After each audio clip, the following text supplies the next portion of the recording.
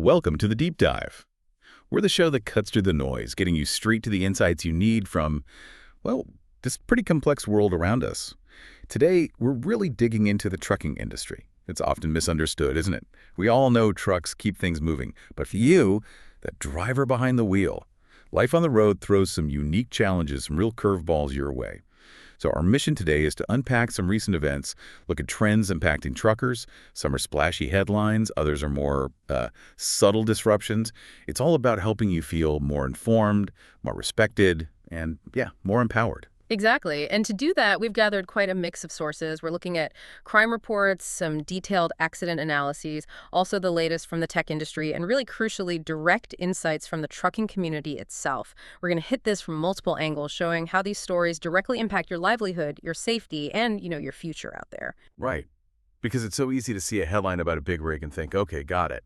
But the real nuggets of knowledge, the surprising stuff, that's usually buried in the details or in how these seemingly separate stories connect. Our focus today is bringing you those insights, giving you the whole picture as you navigate the road ahead. Okay, let's kick things off. We've got a story that sounds almost like something from TV. A $300,000 tractor-dashed trailer vanished. Middle of the night, East Haven, Connecticut. And this wasn't just some simple theft, it was bold. It ended badly, too. The rig was found torched along I-91, completely stripped of its valuable parts. And the twist, a local body shop worker got arrested for it. Now, for most people, that might just be local news, but for you as a trucker, that hits different, doesn't it? Oh, absolutely. It hits very different. When a rig disappears like that, it's not just metal and wheels, it's someone's entire business. It's their contracts, their cash flow, gone. Think about an owner-operator. This could mean weeks, maybe months off the road. And insurance. Well, payouts rarely cover the real financial damage, the lost work, the missed runs. Fleets, too, they scramble, covering loads, facing huge replacement costs, higher premiums down the line, not to mention lost trust with customers. This kind of calculated hit, it's basically economic sabotage against you or your company. It really makes you ask, beyond just locking your doors, how does the industry fight back against these targeted threats? That's a strong way to put it, economic sabotage. It really captures the scale of it, beyond just the truck itself. So what's the lesson here for you, the driver? Well, beyond the basics, this incident really underlines the need for maybe smarter security. For instance, one GPS tracker. Criminals know where to look now. We're hearing more about using multiple trackers, hidden ones, maybe even disguised. And what about the yard? Motion-activated lights, cameras that upload footage instantly to the cloud. Even security patrols. These aren't small things. They're real deterrents. And yeah, the fundamentals still count. Lock up, take your keys, find those well-lit, monitored spots for overnight parking. It's all about layers, isn't it? Layers, exactly. And this vulnerability, how easily a truck can be taken or misused, connects directly to that Penske incident. Here you have a major company's branded truck showing up in photos of an immigration enforcement operation by DHS. Penske had to come out fast and very clearly say, nope, not us. We didn't authorize this. Yeah. What's really fascinating there is how fast a brand can get tangled up in something controversial, even with zero actual involvement. Just because the logo was in the wrong place at the wrong time, perception is powerful. It gets scary, right? You wonder, how does that even happen? Could be a loophole in a rental agreement, maybe, or someone subleased it and misused it. Maybe even, rarely, a recovered stolen truck used before it's properly processed. But the point is, for carriers, for owner-operators, your brand is literally rolling down the highway. One viral photo, one wrong association, and bam, years of trust can just evaporate. It makes you think about companies getting tougher on rental clauses, right? Explicitly saying no law enforcement use without consent. Plus, using GPS telematics, not just for location, but maybe flagging weird routes or unusually long stops. Precisely. When you put the East Haven theft and the Penske situation together, it really highlights this core vulnerability, trucks and the brands on them. Doesn't matter if it's a thief after parts or an agency misusing a rental. You, the driver, and the companies face challenges way beyond just hauling freight. It's a reminder you've got to protect the physical asset and the image. It's a constant battle on multiple fronts. Okay, so moving from protecting the truck and the brand, let's talk about the risks right there on the road, the immediate dangers. We can look at that 18-wheeler crash down in Denison, Texas. Yeah. And thankfully, only minor injuries reported there. But it still served as some major reminders for every driver. This one happened on US 75 near Randell Lake Road, a spot folks know is a bit of a choke point. And for you, as a professional, even a quote-unquote minor incident. It can mess up your safety record, threaten your job, and still cost thousands in repairs and that crucial downtime. That's a really key point. We think about the long, open highway, but data shows a lot of serious truck incidents happen right in those choke points. Merges, narrow lanes, unexpected stops. The Denison crash is a good reminder. Extra alert in those zones. For truckers, the takeaways are pretty clear. Maximize that following distance. We always say 4 seconds, but maybe more if the weather's bad or traffic is heavy. That space is your lifeline, your escape route. And stay visible, right? Headlights on, signal way early. Assume others don't see you, especially near ramps and merges. And here's where things get interesting, because discussions about road safety, they often split, don't they? After Denison, you had local safety groups calling for infrastructure changes, better signs, maybe lower speed limits near merges, more lighting. Makes sense. But then you have others focusing on driver responsibility, pointing fingers at distracted driving, texting, fiddling with the GPS, just not paying attention. And this reflects that bigger national debate, doesn't it? Do we engineer safer roads, or do we need more attentive drivers? Or both. Yeah, it's almost always a mix, isn't it? Yeah. Rarely just one thing. And that complexity. It brings us to some pretty sobering federal data. Headlines talk about record trucking-related carnage. Fatalities and crashes involving large trucks are at decades-high levels. That's a grim fact. But, and this is a big but that gets lost, the headlines aren't telling the whole story.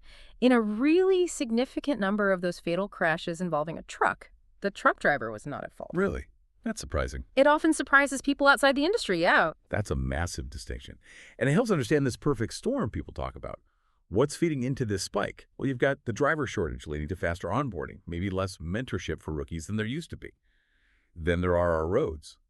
More crowded, often falling apart, let's be honest. Add in tight schedules, ELD pressure, pushing drivers to maximize every single hour, even if conditions aren't great. And finally, you have passenger cars. Cutting trucks off, driving in blind spots, braking suddenly in front of an 80,000-pound rig. That last one is huge and often ignored.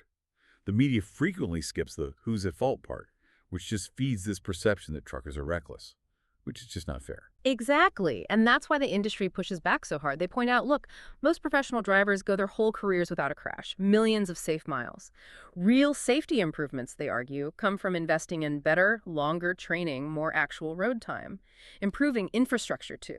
Widening those choke points, fixing pavement, crucially, adding more safe truck parking. And educating car drivers on how to share the road safely. That's a big piece.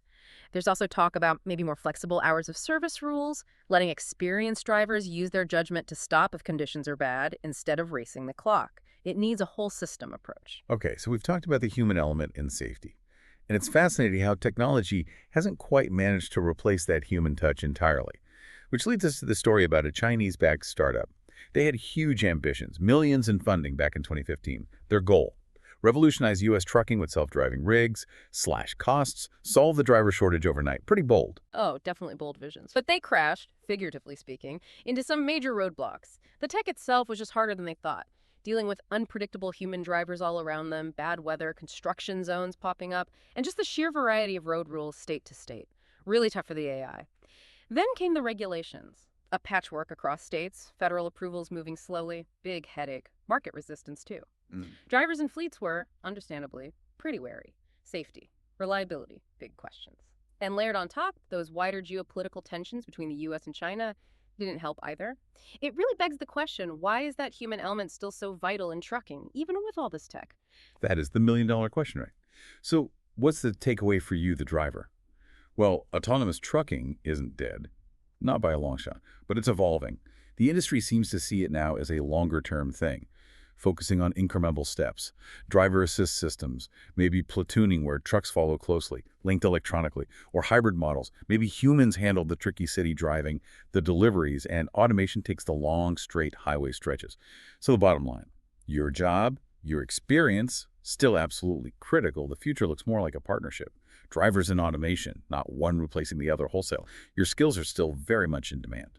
And staying on that human element, we do need to touch on something more serious, but really important. There was a recent case, a truck driver sentenced for transporting a minor. It's just a sickening betrayal, and yeah, it does cast a shadow unfairly on the whole industry's reputation. The details are grim. Driver lured a minor, crossed state lines, caught thanks to cell data, GPS. He got a heavy sentence, over 17 years. Just absolutely awful. And it underscores why programs like Truckers Against Trafficking TAT are so incredibly vital. They've trained thousands of drivers, empowering you to spot those red flags. Yeah. Like a minor with an adult who just seems, controlling. Or someone showing signs of neglect, fear, no ID maybe, or coached answers. It shows that you, out there on the road, are often the first line of defense. It's a testament to the good people in this industry. So if you see something, trust your gut. Call the National Human Trafficking Hotline. That number is 1-888-373-7888. Or you can text HELP to 233-733. Right, and what's striking, despite horrible, isolated cases like that one, is how the vast majority of truckers really do act as protectors out there, eyes and ears on the road. This case, horrific as it is, highlights why robust security measures are needed everywhere. Tech tracking, yes, but also thorough background checks. It's all about public safety and maintaining the industry's integrity. One person's terrible actions should never define an entire profession full of decent, hardworking folks. We've definitely covered a lot of ground today. Protecting your rig, navigating roads safely, understanding tech's role, upholding integrity. It's so clear being a trucker today isn't just about driving from A to B. It's about managing incredibly complex risks, dealing with public perception, sometimes even defending the reputation of the whole industry. It really is. Truckers face enormous pressures. Systemic stuff like rapid onboarding, those crowded roads we mentioned, tight schedules, sometimes negative media.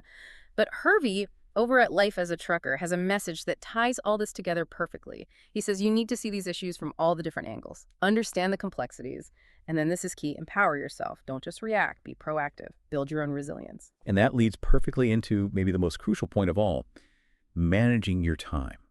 But not just managing time for the next load, for the shipper, for the ELD. We're talking about managing your time for you. Using that off-duty time, those hours away from the wheel, consciously. Learning new skills, building different income streams, especially online ones. Think of it like building a financial shield. Protection against the ups and downs of freight rates, the economy, whatever the future holds for trucking. It's about creating your own stability. Couldn't agree more. The power of having recurring online income, it's huge. It gives you real leverage. It means you can think about retiring when you decide, not when your body wears out or the economy forces you out. It can soften the blow if, say, your main trucking gig changes or disappears. These are practical steps, tangible things you can do for real financial freedom, real stability. It ensures you can transition out or scale back completely on your own terms. That's how you feel respected and supported, by knowing you have independent options for your future. So let's wrap up this deep dive. Key takeaways. Your rig is your livelihood, protect it. Your safety record, that's your best defense out there. Your integrity, it defines you. But maybe most importantly, remember, your time is your most valuable asset. Use it wisely. Absolutely. In an industry that's always changing, facing constant pressures from outside, the best security, the deepest respect you can build, it comes from planning ahead, not just for the next haul, but for your long-term financial health, your well-being. Seriously, look into developing those online income streams.